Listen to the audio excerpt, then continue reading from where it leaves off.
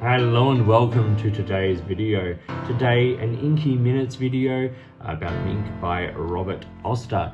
Now at the moment I'm doing a bit of a catch up. I have a bunch of inks I have I wouldn't say ignored, but not gotten around to reviewing. And so I'm spending a bit of time just reviewing a few inks I feel I should. And this is Kids on the Block.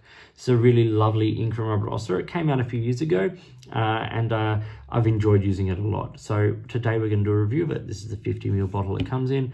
Let's have a look at it on some paper. So here we have it on a coloring card. You can see lots of nice shadings, plenty of sheen. This is a lovely vibrant blue from Robert, but with sort of a dark intensity to it, which I quite enjoy. It performs well, it looks good on the page. Let's see it on Tomoe River. So here it is on Tomoe River. It comes in that standard 50ml bottle for whatever the standard Robert Oster price is where you buy ink. So in Australia, it's like, you know, around the $22-ish mark for the bottles. You know, it's a good price for 50 mils of ink. You can see here lots of nice sheen, rich dark shading. I wouldn't say it's got water resistance, but what I would say is that if you got it wet, you'd be able to at least hopefully make out what you've written. And by Robert Oster's standards, that's pretty good water resistance.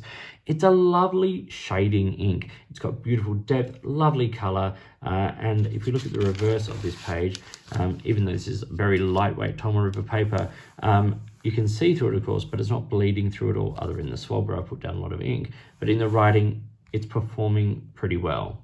Let's look at it on some lower end paper now. I'm starting with the student notepad. So we have here, as I said, I was writing with this in a Platypus Pens Model 20 with a broad nib. So we're getting lots of ink on the page. It's a nice wet pen. And I think it looks good. There is some feathering. It's a little muted, I think, in terms of the color. And yes, there is a bit of bleed, but as I said, it's putting down quite a lot of ink, and this is definitely not fountain pen friendly paper. Now we have it on standard 80 GSM office copy paper. It looks good. Once again, a little more muted in terms of the color, a little bit of spread and feather occasionally.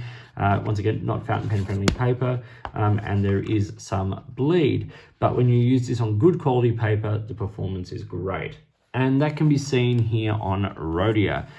So the water resistance test here shows the same thing. So it spreads the color, it moves it around a bit. It is quite a decently saturated ink, but you can at least make out what was there.